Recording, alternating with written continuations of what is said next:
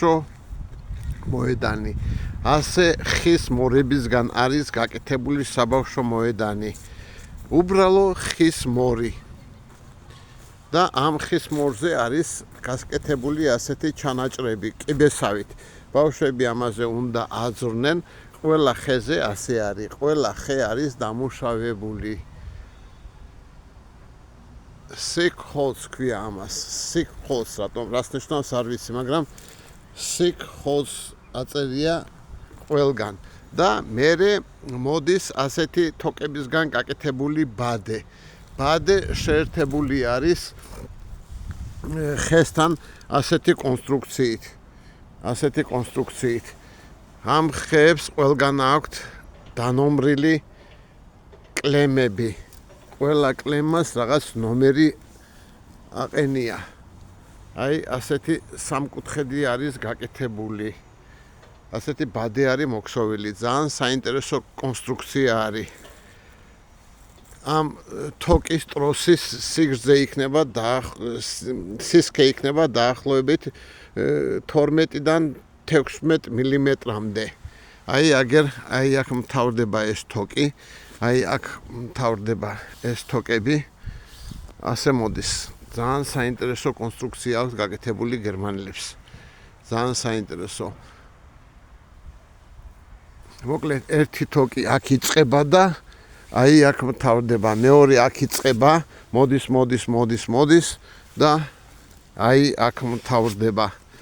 მოკლედ რთული არაფერი არაა, მხოლოდ გაკეთება უნდა და ამოდენა თოკი ალბათ ფეხზე დასადგომი ბავშვების.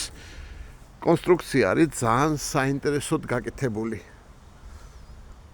ძალიან საინტერესოდ. ამაზე ბავშვები ჩამოკიდებულნი არიან და მედიან. აი ასეთი კონსტრუქცია არის ხისგან გაკეთებული. ძალიან ლამაზი გაკეთებული არის. ხე, ბაგირი და აი ასეთი საინტერესო სათამაშო მოედანი. ახლა ამ სათამაშო მოედანზე გაკეთებული არის რუსულად ქვია პერეკლადინა, ქართულად მეგრულად არ ვიცი. და აი ასეთი საბაგირო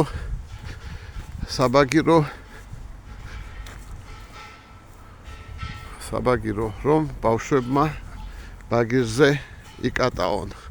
საბაგირო არის ძალიან კონსტრუქციულად დახვეწილად გაკეთებული. აი ეს და აი ასე არის გაკეთებული. დახვეწილი არის ძალიან კარგად. გერმანელები ტექნიკაში მაგრები არიან. აი ასე არის მიმაგრებული.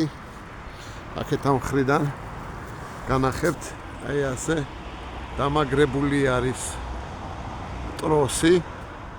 გადის ბაგირზე. ამას აქეთ უყენია დამატორმოზებელი პრუჟინა. ქვემოთ არის ესა ხის ნახერხი მოყრილი და შემდეგ მივდევთ ამ კონსტრუქციას მივდევთ და მატორმოზებელი პრუჟინა ასე არის დამაგრებული. გადის ისევ ხის მორზე და აი ასეთი კონსტრუქცია არის, რომელიც ჭიმავს ბაგირს. ბაგირის დამჭიმავი კონსტრუქცია.